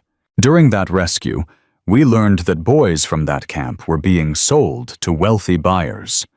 One of those buyers is Judge Robert Harrison, Chief Judge of the Montana Supreme Court. I'm standing outside his property right now. State police are on their way, but I'm not waiting for them, because there may be children inside who need help right now. He tucked the phone into his vest pocket camera facing outward. Let's go. The gate was locked. Electronic. No guard visible. Jack didn't bother looking for a buzzer. He pulled the bolt cutters from his saddlebag and went to work. This is private property. A voice from a speaker. You are trespassing. Leave immediately or face prosecution. Jack ignored it. The lock gave way. The gate swung open. I said leave, security has been dispatched. Good, Jack said loudly enough for the camera to pick up. I'd love to meet them. He walked through the gate, brothers fanning out behind him, according to plan. His heart was pounding, but his hands were steady. He'd done this before. Different country, different enemy. Same mission. Save the ones who couldn't save themselves. The first guard appeared from behind a utility building. Big man, professional stance, hand on his holstered weapon. "Stop right there. Get on the ground. Now!" Jack kept walking. "Sir, I will use force if necessary." "Go ahead." Jack pointed to his vest. 112,000 people are watching right now. You want to be the guy who shoots an unarmed veteran on live stream? The guard's eyes flicked to the camera. His hand hesitated on his weapon. "I'm calling the police." "Great idea. Call them. Tell them Jack Brennan from the Hells Angels is here to collect evidence of child trafficking. Tell them Judge Harrison is implicated. See how fast they hang up." The guard's face changed. Doubt crept in. He pulled out his phone and made a call. Jack kept walking. A second guard appeared. Then a third. They formed a line between Jack and the main building. "You need to stop, sir. This is your final warning." Jack stopped. Not because they told him to. Because he heard something. A voice. High, terrified. Coming from inside the building. "Help somebody, help us." Jack's blood went cold. "You hear that?" he said loud enough for the camera. "That's a child screaming for help. You want to tell me again about trespassing?" The guards exchanged glances. One of them stepped forward. Older. Maybe late 40s. Something in his eyes that looked almost like relief. "I'm not dying for this," he said quietly. "I signed up for security work, not whatever this is." He stepped aside. One by one, the other guards followed. They didn't drop their weapons. They didn't help. But they didn't stop him either. Jack ran. The building's front door was unlocked. He pushed through and found himself in a hallway. Expensive art on the walls. Polished floors. The veneer of respectability covering rot. "Help, please," the voice came from below. A basement. Of course, they always hid the worst things underground. Jack found the door, locked, heavy, reinforced. "Bones, I need you." 30 seconds later, Bones appeared with a pry bar and 2 brothers behind him. "Stand back." They hit the door together. Once, twice. On the third strike, it buckled. Stairs led down into darkness. Jack descended first. His phone's flashlight cut through the black. Behind him, footsteps. Brothers who'd walk into hell beside him without asking why. The basement opened into a series of rooms. Each one locked. Each door with a small window. Jack looked through the first window and felt his soul crack. A boy. Maybe 14. Curled in the corner of an empty room. Thin. Dirty. Eyes that held nothing but terror. "We're getting you out," Jack said through the door. "Can you hear me? Help is here." The boy didn't move. Didn't respond. Just stared. "Bones, break it down." The door gave way. Jack moved to the next one. Another boy. Younger. Maybe 12. This one was crying. "How many?" Doc asked, his voice tight. "I don't know. Keep going." They worked through the hallway. 6 rooms, 6 boys, all of them in various states of trauma and malnutrition, all of them too broken to understand that rescue had finally come. "Get them upstairs," Jack ordered. "Fresh air, water, blankets, whatever you can find." "Where are you going?" "Pete said there's a server room down here. Evidence that can bring down everyone involved. I need to find it before Harrison's people can wipe it." Jack moved deeper into the basement. The hallway turned. Another door. This one was different. Metal. Serious. Behind him, footsteps. Not his brothers. These were lighter. Faster. He turned. A woman stood in the hallway. 50s. Well-dressed. Perfectly composed despite the chaos upstairs. "You must be Jack Brennan." Who are you? My name is Catherine Harrison. Robert is my husband. Jack's hand moved toward his waistband. I'm not armed, Catherine said. And I'm not here to stop you. Then why are you here? Because I've been waiting for this day for 11 years. Jack studied her face, saw something unexpected. Not fear, not anger. Relief. 11 years, Catherine continued. That's how long I've known what my husband really is. That's how long I've been gathering evidence. That's how long I've been too terrified to do anything with it. Why tell me this now? Because you've given me something I never had before. Witnesses. 2 million of them and counting. Robert can't make this disappear. He can't make me disappear. Not anymore. She reached into her pocket and pulled out a key card. The server room is behind that door. Everything is there. Financial records, client lists, photos, videos. Every transaction Robert has been part of for the past 15 years. Why should I trust you? Because I have 2 sons of my own. They're grown now. Safe. But I've spent every day since I discovered what Robert does imagining what I would feel if someone did those things to my boys. Her voice cracked. I couldn't stop him. I was too weak. Too scared, but I could document. I could wait.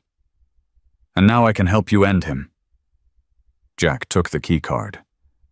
Is your husband here? No. He got a call an hour ago. About the compound.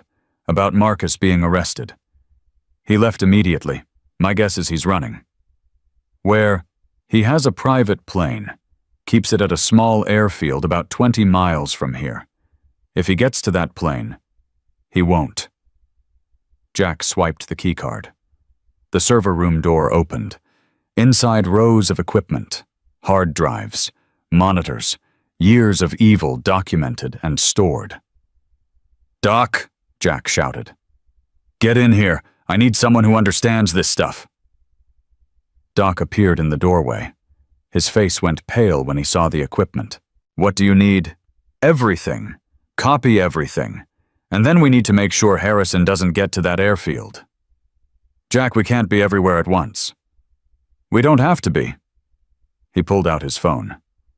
Ghost, you still there? Always. Harrison is running. Private airfield 20 miles from the ranch. Catherine Harrison just told me. His wife is helping you. Long story. Can you get someone there? Victor was quiet for a moment. I've got 4 brothers in that area. They were heading to the hospital. I can redirect them. Do it. Harrison does not get on that plane. What about local law enforcement? After what we've seen tonight, half of them are probably on Harrison's payroll. We can't trust anyone except our own. Understood. I'm making the call. Jack turned to Catherine. You're coming with us. Where? Back to the compound. To the DA. You're going to tell her everything you just told me. She won't believe me. She will when she sees what's on those servers. Catherine nodded slowly. For the first time, something like hope crossed her face. I never thought I'd be free of him. 11 years of living in that house knowing what he was doing, not being able to stop it. You have no idea what that's like. You're right. I don't. But I know what it's like to live with guilt, to feel responsible for something terrible that happened to a child. And I know the only way to survive that guilt is to do something about it. Is that why you're here? Guilt. My nephew was in that compound. My son died 5 years ago because I didn't listen when he needed me. So yeah, guilt is part of it. But it's more than that. It's about deciding who you want to be, what you're willing to fight for, what you're willing to risk. And what are you willing to risk? Jack looked around the server room, at the evidence of horror that surrounded them, at the boys being carried upstairs into fresh air and freedom. Everything, he said. I'm willing to risk everything. His phone buzzed. Text from Victor. Brothers at the airfield. Harrison's car just pulled in. He's making a run for the plane. Jack typed back, "Don't let him take off, whatever it takes." Understood. The next 15 minutes were chaos. State troopers arrived at the ranch. DA Patricia Chen was with them. Jack handed her the key card to the server room and introduced her to Catherine Harrison. "This woman has evidence that implicates her husband in child trafficking going back 15 years, Jack said. "She's willing to testify." Patricia studied Catherine's face. "You understand what you're doing. Once you go on record, there's no going back. I've been going back for 11 years. I'm done." "Then let's talk." Jack left them to it. He had somewhere else to be. He jumped on his bike and rode toward the airfield. 20 miles. 15 minutes of hard riding. His phone kept buzzing with updates. Harrison trying to board. Brothers blocking the runway. Security calling for police. Harrison offering money. Brothers not interested. Jack pushed harder. When he arrived at the airfield, the scene was exactly what he'd expected. 4 brothers had positioned their bikes across the runway. Robert Harrison stood beside his private jet, screaming at them while a pilot watched nervously from the cockpit. "Do you know who I am? I'm the Chief Judge of the Montana Supreme Court. I'll have every one of you arrested. I'll destroy your club. Judge Harrison." Harrison spun around, saw Jack walking toward him. You're the one who started all this. The biker at the gas station. Marcus called me about you." "Marcus is in custody, along with your brother-in-law, the sheriff. Your wife is talking to the DA right now. And about an hour ago we found 6 boys locked in the basement of your ranch." Harrison's face went gray. "I don't know what you think you found, but I found children. Traumatized, starving children that you bought like merchandise. I found a server full of evidence documenting everything you've done for the past 15 years. And right now about 3 million people are watching this conversation live." Jack pointed to his vest pocket where his phone was still streaming. Harrison's composure cracked. "You can't do this. Do you understand the position I hold, the people who depend on me, the institutions I protect? The only thing you've protected is yourself, and that ends tonight." Sirens in the distance. Getting closer. Harrison looked at the plane, at the runway blocked by motorcycles, at Jack standing between him and freedom. "I can make you rich," Harrison said quietly. "Whatever you want. Name your price." "My price is watching you spend the rest of your life in prison." "You're making a mistake. I have friends. Powerful friends. They'll come for you, for your family, for everyone you care about." Jack stepped closer, close enough that only Harrison could hear him. "Let me tell you something about my family. My nephew spent 8 months in a death camp because of people like you. My son died because I wasn't paying attention. I've already lost everything that matters. So go ahead, threaten me. Send your powerful friends. But understand this, I'm not scared of you. I'm not scared of anyone you know. And I will spend every day of the rest of my life making sure people like you never hurt another child again." The police cars arrived. State troopers, not local. They weren't on Harrison's payroll. "Robert Harrison," the lead trooper said, stepping out of his vehicle. "You're under arrest for human trafficking, kidnapping, and conspiracy to commit murder. You have the right to remain silent." Harrison said nothing. His face was blank. Empty. The face of a man watching his entire world collapse. They put him in handcuffs, put him in the back of a police car, drove him away to face justice he'd spent decades avoiding. Jack watched until the car disappeared from view. "That was something else, brother." He turned. Bones was standing beside him. 3 million viewers, Bones said. "World record for a Facebook live stream. You're famous now." "I don't want to be famous." "Too late. Every news channel in the country is running this story. CNN, Fox, MSNBC, all of them. You're the biker who took down a corrupt judge. I didn't take down anyone. Tyler did. He's the one who escaped. He's the one who found help. All I did was answer the call. That's what heroes always say. Jack shook his head. I'm not a hero. Heroes don't lose their sons. Heroes don't fail to notice when their nephews are being tortured for 8 months. I'm just a man who finally did what I should have done a long time ago. His phone rang. Victor. It's done, Jack said when he answered. Harrison's in custody. I heard. The whole world heard. Listen, you need to get back to the hospital. Why is Danny okay? Danny's fine, but his mother just arrived. Sarah.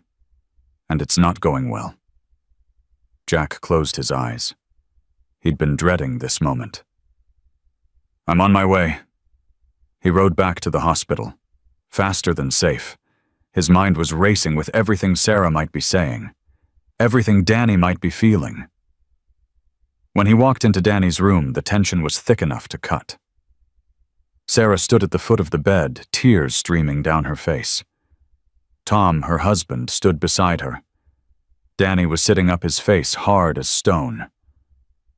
I said I don't want to see you, Danny said. Why are you still here? Because I'm your mother. Because I love you.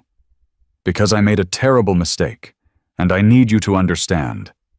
Understand what? That you believed strangers over your own son, that you signed me over to a death camp because I was inconvenient. It wasn't like that. The reviews were so positive. The website looked so professional. We thought we were helping you. You thought you were getting rid of me. Sarah flinched like she'd been slapped.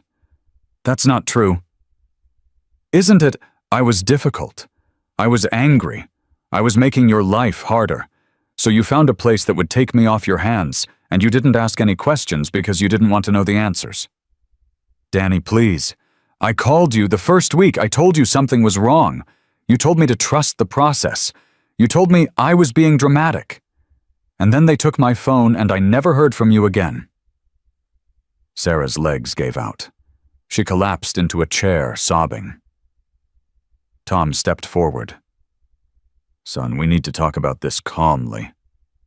Don't call me son. You're not my father. You're the guy who found the camp online and convinced my mom to send me there. You wanted me gone more than anyone. That's not fair. I was trying to help. You were out of control, getting into fights, skipping school. We didn't know what else to do. You could have listened to me. You could have asked why I was angry.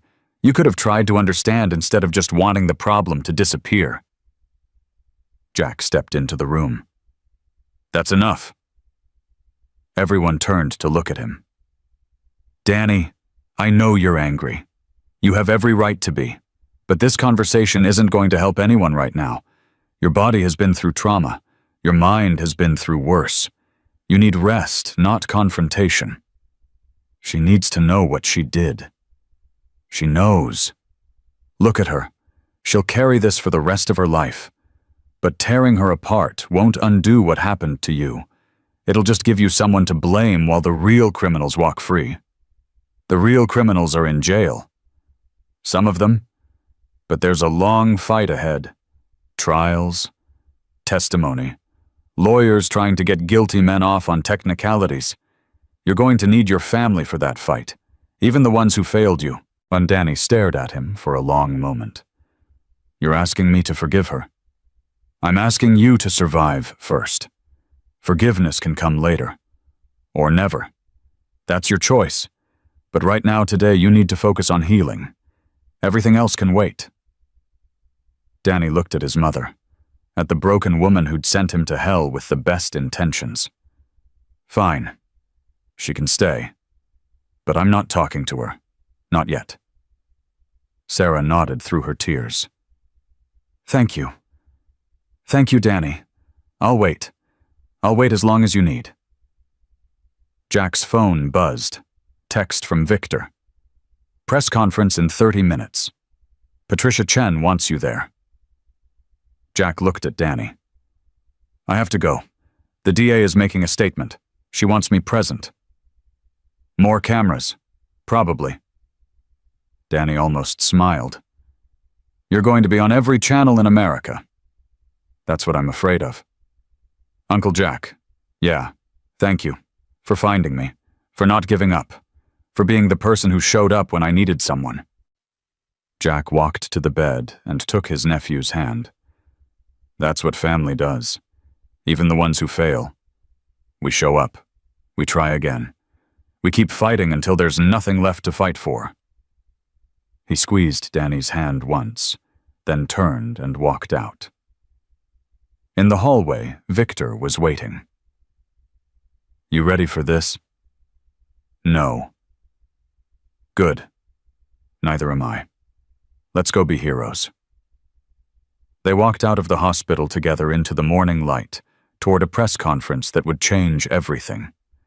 Behind them, Danny lay in his bed, looking out the window at a world he'd thought he'd never see again. His mother sat in the corner, silent, waiting. And somewhere in the distance, sirens wailed as more arrests were made, more evidence was gathered, more pieces of a decade-long nightmare came crashing down. The storm was just beginning. The press conference lasted 47 minutes. Patricia Chen spoke first, laying out the charges against Marcus Webb. Wade. Webb Judge Robert Harrison and 19 others arrested in the past 12 hours. She announced the discovery of 23 bodies in the North Mine. She confirmed that 6 boys had been recovered from Harrison's ranch. She declared this the largest child trafficking case in Montana history. Then she introduced Jack. He stood at the microphone looking out at a sea of cameras and reporters. Millions of people watching live. His brothers lined up behind him. His hands were steady, but his heart was pounding. My name is Jack Brennan. I'm a welder, a veteran, a member of the Hells Angels Montana chapter. Last night, a 14-year-old boy named Tyler Mason crawled out of a death camp and wrote 2 words in his own blood. Save me. I happened to be there. My brothers happened to be available, and 70 children happened to get a second chance at life because of it. He paused. But this isn't about me. This isn't about the Hells Angels. This is about a system that failed. Teachers who filed reports that went nowhere. Police who believed adults over children. Doctors who didn't ask hard questions. Inspectors who signed off on paperwork without looking too close. Judges who protected predators instead of victims. His voice hardened. 70 children. 47 sold like property. 23 buried in mine shafts. And nobody knew. Nobody asked. Nobody cared enough to dig deeper when something didn't feel right. He looked directly into the camera. That changes today. If you're watching this, and you know a child who seems too quiet, too scared, too thin, too broken, don't look away. Don't assume someone else will handle it. Don't tell yourself it's not your business. Because the next Tyler Mason is out there right now. The next Danny Brennan is locked in some basement waiting for someone to notice. And the only difference between life and death for that child might be whether you decide to pay attention. He stepped back from the microphone. The questions came in a flood. Reporters shouting over each other. Cameras flashing. Jack answered what he could and deflected what he couldn't. No, he didn't regret breaking into the compound. Yes, he'd do it again. No, he didn't consider himself a hero. Yes, he believed there were more trafficking networks operating in plain sight. The press conference ended. Jack walked away from the cameras through a crowd of supporters and critics toward the parking lot where his bike waited. Victor caught up with him. The FBI wants to talk to you. So does Homeland Security. And about 40 different news networks are offering interviews. Tell them all no. Jack, I'm not a spokesman. I'm not a celebrity. I'm a guy who was in the right place at the right time. The story isn't me. The story is those kids. The story is the system that let this happen for 15 years. People want to hear from you. then they can hear this pay attention to your communities. Trust children when they say something is wrong. And don't wait for someone else to show up. Be the someone. Jack got on his bike. Where are you going? Hospital. I promised Danny I'd be back before dinner. He rode through streets that felt different now. The same buildings, the same roads.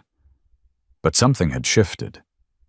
He'd walked into that gas station 12 hours ago as a man carrying guilt he couldn't shed. He was leaving as something else, not healed, not fixed, but maybe finally moving forward. Danny was sitting up in bed when Jack arrived. Sarah was gone. Tom was gone. Just Danny and the monitors and the weight of everything that had happened. Saw you on TV, Danny said. Yeah, you looked uncomfortable. I was. Danny almost smiled. Good speech, though. The part about paying attention, about not looking away. Meant every word. Jack sat in the chair beside the bed. The same chair he'd occupied 6 hours ago when everything was chaos and uncertainty. Now there was something else in the room, something quieter. I talked to Mom, Danny said. I thought you weren't ready. I wasn't, but she stayed, even after I told her to leave. She just sat there in the corner, not saying anything, not trying to explain, just being present. That's hard for her. Your mom always wants to fix things. I know. That's what surprised me. She didn't try to fix anything. She just cried, and said she was sorry, and asked if she could stay. What did you say? I said yes. Jack felt something loosen in his chest. That's a start. It doesn't mean I forgive her. I don't know if I ever will. But she's my mom, and she made a mistake, a terrible mistake. But she didn't know. She really didn't know what that place was. No, she didn't. Danny looked at his hands. Thin, scarred. The hands of a boy who'd been forced to dig in tunnels for 8 months. I keep thinking about the other kids. The ones who didn't make it out. The ones in the mine, 23 of them, the news said. 23. They had families too. Moms and dads who thought they were doing the right thing, who got the same phone call about runaways and accidents and tragic circumstances. And now they'll know the truth. Does that help knowing? Jack thought about his own son. About the questions that would never have answers. About the guilt that would never fully fade. It doesn't fix anything, but it's better than not knowing. Better than spending the rest of your life wondering what happened.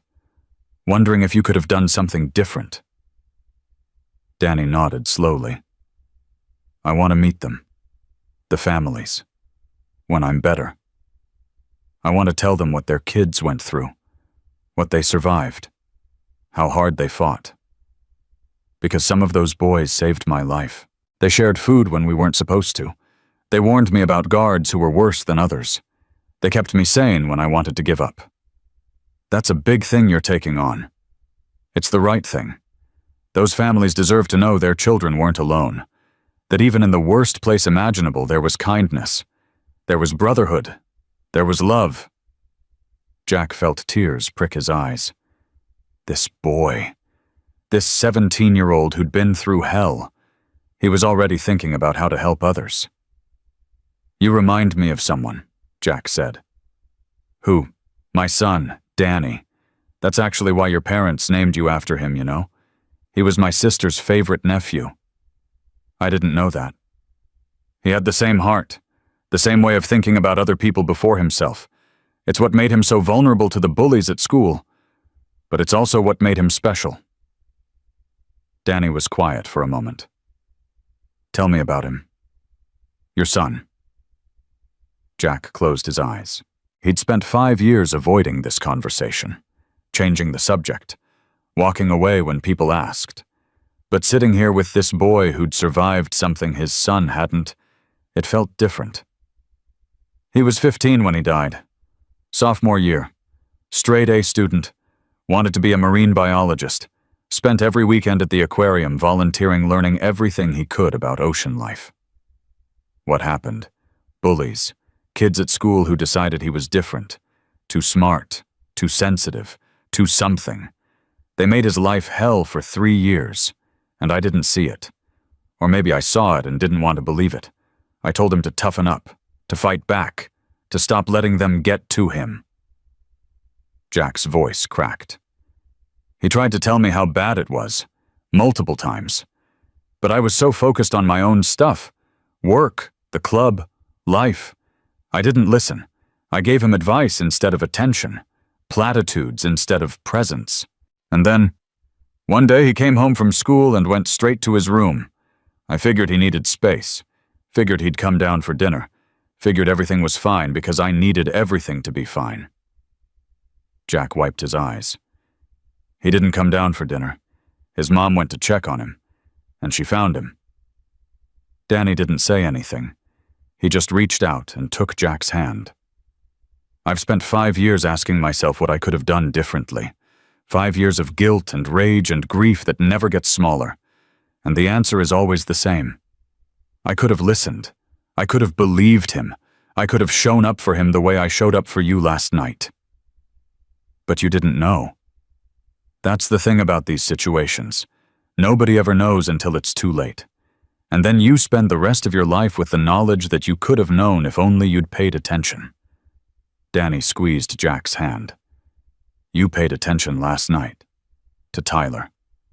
To all of us. Because I finally learned the lesson my son died trying to teach me. When a child asks for help, you help. You don't wait. You don't assume someone else will handle it. You don't tell yourself it's probably not that serious. You act. Immediately. Completely. Without hesitation. That's why you came for us.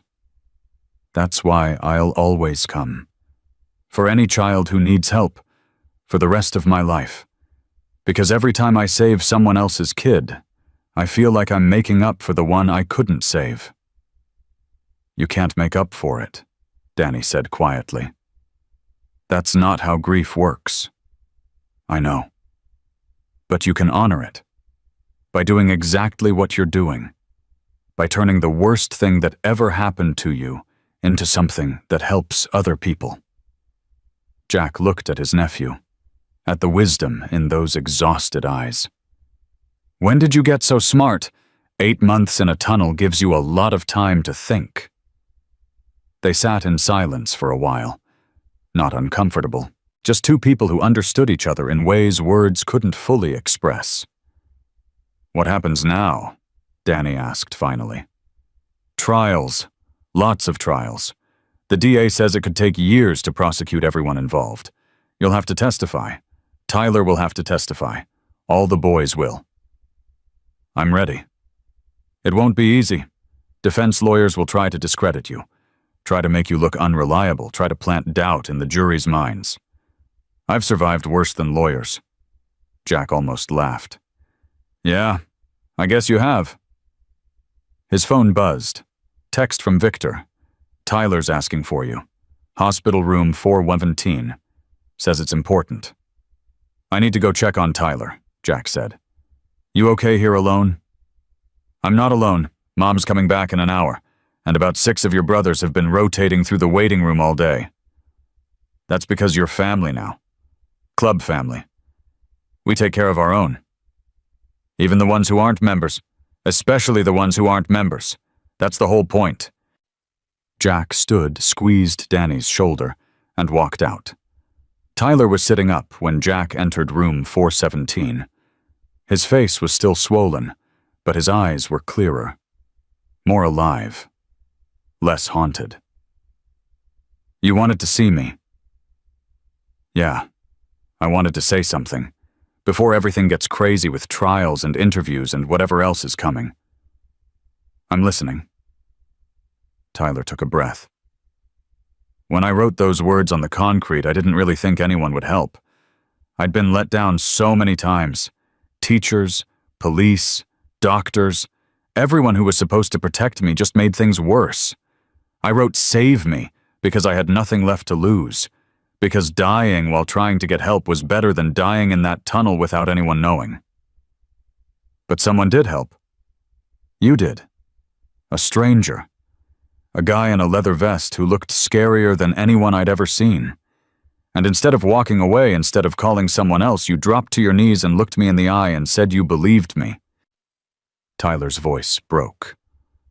Do you know how long it had been since anyone believed me? 14 months. 14 months of trying to tell people what was happening. And you believed me in 30 seconds. A complete stranger believed me when my own teachers wouldn't. Tyler, I'm not done. I need to say this, because I've been thinking about it all morning. About why you were there. About why you happened to stop at that gas station at that exact moment. And I think I know why. Why? Because the universe doesn't let evil win forever. Because somewhere, somehow, there's something bigger than us that puts people where they need to be when they need to be there. And last night you were supposed to be at that gas station. Your brothers were supposed to be available. Everything was supposed to happen exactly the way it did. Jack shook his head. I don't know if I believe in that kind of thing. You don't have to believe it. I believe it enough for both of us. Tyler reached under his pillow and pulled out a folded piece of paper. I wrote something while I was in the compound. I kept a journal, in code so the guards wouldn't understand. But this part wasn't in code. This part was a prayer, the only prayer I had left. He unfolded the paper and read. If anyone finds this, please know that I tried. I tried to tell people. I tried to escape. I tried to survive. If you're reading this, and I'm not there, please tell my mom I love her. Please tell her it wasn't her fault. Please tell her I forgive her for sending me here because she didn't know. She couldn't have known. And please, whoever you are, don't let this happen to anyone else. Don't let more kids die in places like this. Don't let the bad guys win. Please, please, please. Tyler looked up. You answered my prayer, Jack. You and your brothers. You didn't let the bad guys win. Jack couldn't speak. His throat was too tight. I want to do what you do, Tyler said. When I'm older. When I'm strong enough. I want to help kids like me. Kids who've been abandoned by the system. Kids who are screaming for help while everyone walks past. I want to be the person who shows up. That's a hard life. I know. But it's the only life that makes sense after what I've been through. I survived for a reason, and I think the reason is this. Jack sat on the edge of the bed. If you're serious about that, I'll help you. The club is starting something new, a program. We're calling it Guardian Riders, motorcycle clubs across the country working together to monitor youth facilities, respond to reports of abuse, provide protection for kids who need it. We could use people like you, people who understand what it's like to be on the other side. Tyler's eyes widened. Really? You've got a few years of healing ahead of you first. Therapy, recovery, finishing school. But yeah, when you're ready, we'll be here. I don't know what to say. You don't have to say anything. Just get better. That's your job right now. Get better, get strong, and then come find us. Jack stood to leave. Tyler grabbed his arm. One more thing. Yeah, my mom's here, in the waiting room. She flew in this morning. She's been crying for 3 hours straight. You should see her. I'm going to, but I wanted to warn you first. She wants to talk to you, to thank you, and she's intense. She's probably going to hug you for about 10 minutes straight. Jack smiled. I think I can handle that. Just remember I warned you. Jack walked out into the hallway. A woman was standing by the nurse's station. Small, dark hair, eyes that matched Tyler's. She saw him, recognized him, started walking toward him, and then she was crying and hugging him and saying thank you over and over, while nurses and doctors and brothers pretended not to watch. Tyler had been right about the 10 minutes. 6 months later, Jack stood in a park surrounded by brothers and children and families. The sun was warm. The air smelled like barbecue and fresh-cut grass. Around him, voices and laughter and something he'd almost forgotten existed. Hope. The trials had been brutal. Marcus Webb got consecutive life sentences, no possibility of parole. Wade Webb got 40 years for conspiracy and obstruction.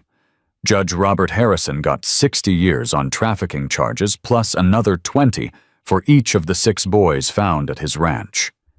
His wife Catherine, who'd turned state's evidence, was in witness protection with a new identity and a chance to start over. The bodies in the North Mine had been recovered. 23 families finally had closure. Funerals were held. Tears were shed. And slowly, impossibly healing began. Pete Holloway, the guard who'd opened the gate, received immunity for his testimony. He was working at a youth shelter now, trying to make up for years of silence. Danny was walking again. Physical therapy 3 times a week. His legs were getting stronger every day. His relationship with his mother was still complicated, but they were working on it. One conversation at a time. One apology at a time. One small act of trust at a time. Tyler had been adopted. His biological mother, overwhelmed by guilt and unable to cope with what had happened, had voluntarily relinquished custody. A couple from Billings, the Castellanos, had taken him in. They were foster parents who actually cared. Tyler was going back to school in the fall.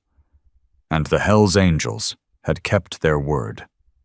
Guardian Riders launched 3 months after the rescue. Chapters in 14 states signed on. A hotline was established. A network of contacts was built. When reports came in about suspicious youth facilities or children in danger, riders responded. They'd already made a difference. A boot camp in Nevada shut down after brothers documented abuse during an unannounced visit. A foster home in Oregon was investigated after a club member noticed a child with unexplained bruises at a gas station.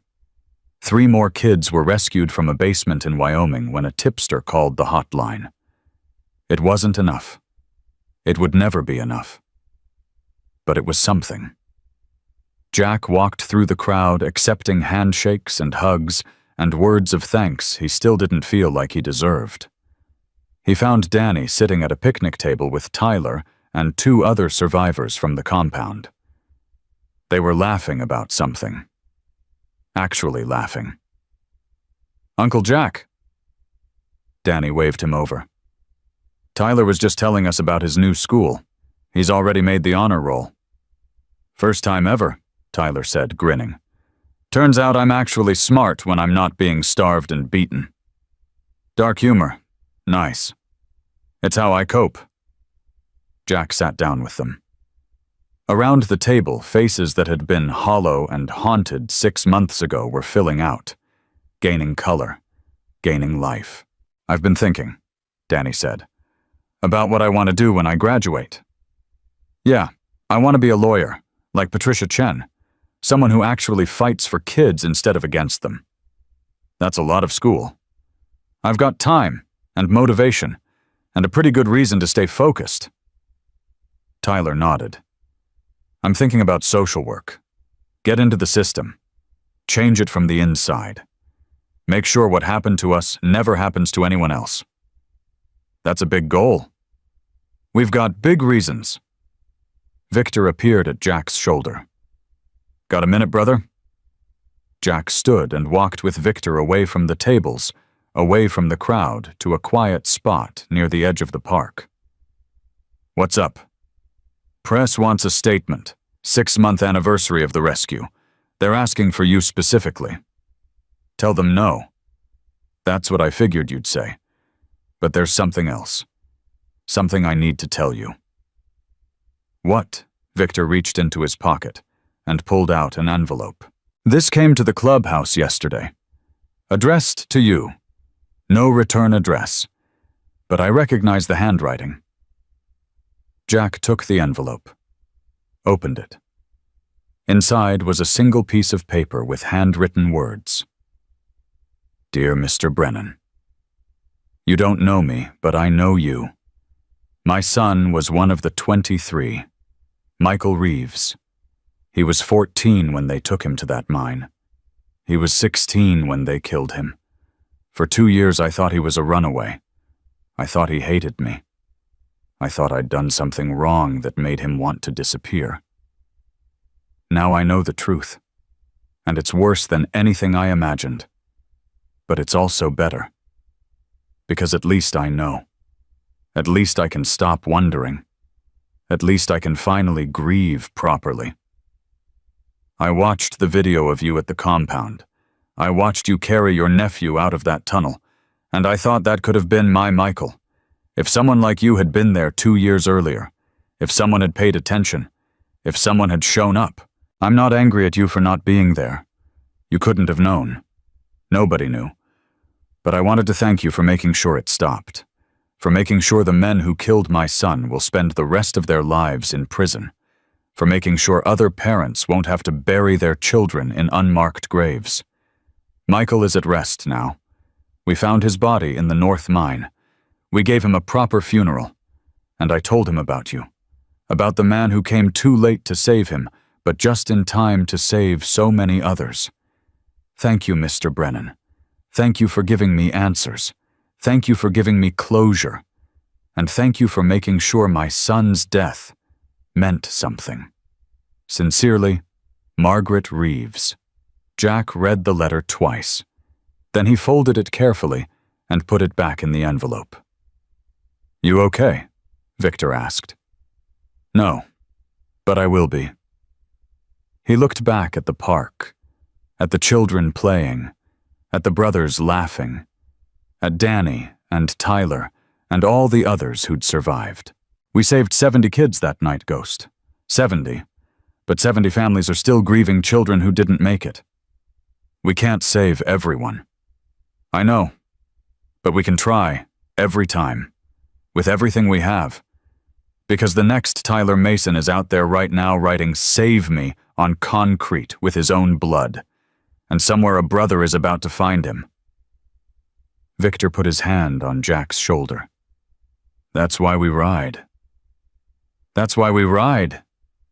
They walked back to the party together. Jack found Danny and sat beside him. His nephew leaned against his shoulder. Not talking. Not needing to talk. Just present. Just grateful. Just alive. Tyler stood up and clinked his glass. Can I say something? The crowd quieted. 6 months ago, I crawled out of a hole in the ground and wrote 2 words that I thought nobody would ever read. Save me. And then something impossible happened. 180 strangers showed up in the middle of the night to answer a cry from a kid they'd never met. He looked around at the brothers, at the families, at Jack. I've been asked a lot of questions in the past 6 months. Reporters want to know how I survived. Therapists want to know how I'm coping. Lawyers want to know what I saw. But nobody ever asks the question I think about most. He paused. Why? Why did Jack stop? Why did the club come? Why did anyone care about a broken kid behind a dumpster in the middle of nowhere? Tyler's voice cracked. I think I finally know the answer. It's not because bikers are heroes. It's not because Jack is special. It's because sometimes when you cry out loud enough, the universe sends you exactly what you need. And what I needed was someone who would believe me. Someone who would show up. Someone who would fight for me when I couldn't fight for myself. He raised his glass. To the ones who show up. To the ones who believe. To the ones who refuse to look away. And to the children still waiting to be found. May they all have their own Jack Brennan. May they all have their own 180 angels. The crowd raised their glasses. To the ones who show up. Jack looked at Danny, at Tyler, at the faces of children who'd been given a second chance. And for the first time in 5 years, the weight on his shoulders felt a little lighter. He hadn't saved his son.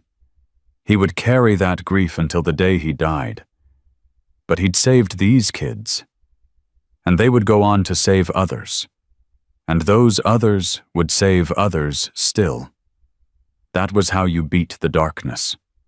Not by pretending it didn't exist, not by running from it, but by lighting candles, one at a time, until the shadows had nowhere left to hide.